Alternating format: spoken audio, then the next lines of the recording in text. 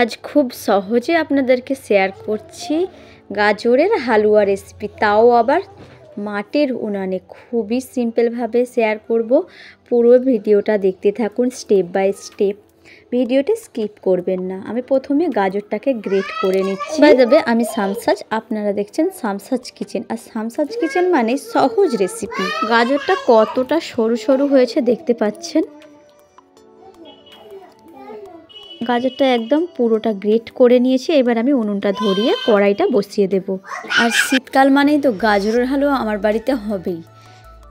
এইবার কড়াইটা গরম হয়ে যাবার পর ঘি দিয়ে গাজরটাকে ভেজে নেব। অবশ্যই গাজরের হালুয়াতে ঘিটা দরকার। আমি এখানে 3 চামচ ঘি দিয়ে দিলাম। আর গাজরটা গ্রেট করা আছে দিয়ে দেব। গাজরের হালুয়া বানানোর জন্য কিন্তু আমি একদম বাড়তে থাকা উপকরণ ব্যবহার করছি। চিনি, হচ্ছে যে গাজর, বাদাম, এগুলো অ্যাভেলেবেল বাড়িতেই থাকে। আর আমি এখানে গুঁড়া দুধ ব্যবহার করছি। এবার গাজরটাকে ভালো করে আপনাদেরকে রিকোয়েস্ট করছি রেসিপিটা পুরোটা দেখুন, আপনাদের কাজে আসতে পারে। এইবার আমি গাজরটাকে 10 থেকে 15 মিনিটের মতো ভেজে নেব। এমন ভাজতে হবে যেমন গাজরটা খুব ভালো করে সেদ্ধ হয়ে যায়। আর যেতে আগুনটা যে জ্বলছে উনুনেতে, এটাই জ্বলবে, আর এক্সট্রা কোনো আগুন দেওয়া যাবে না। ওই লো আগুনেতেই কিন্তু হলে গাজরের হালুয়ার রঙটা একদম পারফেক্টলি আসবে।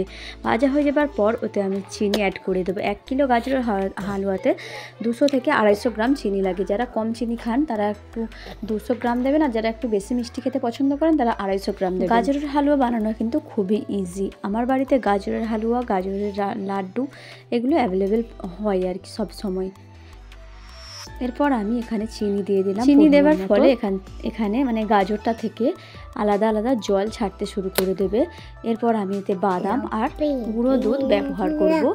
ভালো করে এটা নেড়ে চেড়ে নেব। আর যেই এক্সট্রা জল বার হবে সেটাকে একদম কিন্তু গাজরটাকে শুকনো শুকনো করে নিতে হবে। তাহলে দেখবেন খুব সুন্দর একটা কালার চলে আসবে। এটা নাড়তে থাকবো অনবরত। আর আমি উনুনটা কিন্তু আর জ্বালাবো না, ওই দেখিয়ে আঁচটা থাকবে, ওতেই আমি করে নেব। আর রঙটা কিন্তু একদম পারফেক্টলি চলে আসবে। এতে কোনো রং ব্যবহার করতে হয় না, কারণ গাজরটা অলরেডি তার একটা নিজস্ব গুণ আছে, নিজস্ব কালার আছে।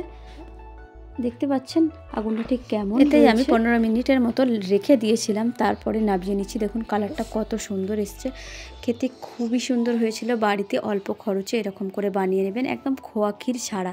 যদি ভালো লাগে রেসিপিটা অবশ্যই বাড়িতে বানাবেন, বন্ধুদের সঙ্গে শেয়ার করে দেবেন। আমার ভিডিওটা পুরো দেখার জন্য